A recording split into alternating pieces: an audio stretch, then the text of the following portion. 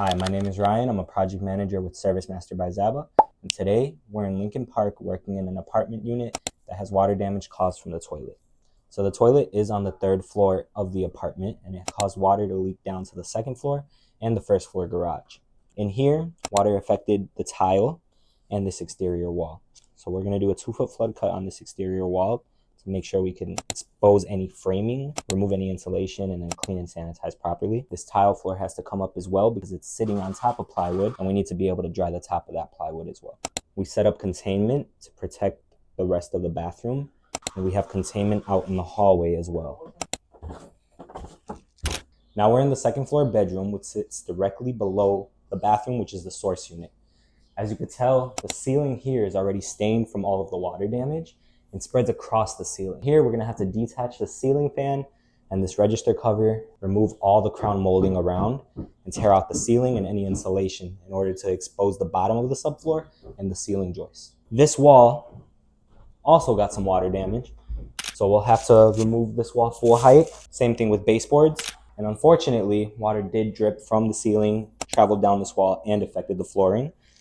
There is some buckling on this floor already. You could kind of hear it. This flooring is going to have to come out. That way we can remove any underlayment and dry the subfloor from the top. Water as well got into the garage below, so we'll have to expose the ceiling to dry the subfloor from the bottom. That way we have airflow on both sides and we're able to clean and sanitize properly. As you can see right here, there is some buckling and it's starting to spread further by the walls all the way down to here. Now leading down to the garage, we protected the stairs just to make sure no dust or debris gets on them.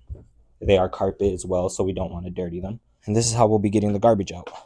Now this is the 1st floor, which leads to the garage of the source unit. Now unfortunately, because this is an apartment, it's next to neighboring units. That means is sometimes water can affect other portions of the home that aren't yours.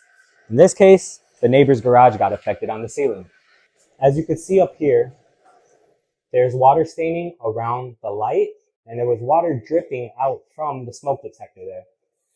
This ceiling is going to have to get opened up from the outside to get a better idea. The bathroom is right around here. So the water starts there, heads to the 2nd floor bedroom, affects the ceiling and the walls, and travels down into the garage of the neighbor. So we're going to show you the final product. We did get approvals to take out the tile floor and the cement board underneath. So we had to remove those to get any moisture trapped underneath that. As you can see, because of the pitch of the floor, a lot of water pooled up along this edge. So we did have to cut this drywall, take out any insulation behind. And that water traveled outside, as we could tell from the subfloor, and affected this portion of the flooring here. So we did have to take out part of the hallway floor. But now we're just setting up equipment so we can sanitize and dry. Now, we finished the 2nd floor bedroom today as well. We opened up the ceiling drywall to expose the subfloor from the bottom and the ceiling framing. We opened up this wall to expose the wall framing and any insulation, which has been removed. And then we had to remove hardwood flooring here. That way we could expose the top of the subfloor to dry on the top side. We'll be drying out the subfloor from the bottom side tomorrow once we open up the garage. On this wall, we noticed that a lot of water was pooling here. So we did a 2-foot flood cut just to make sure we can dry the framing.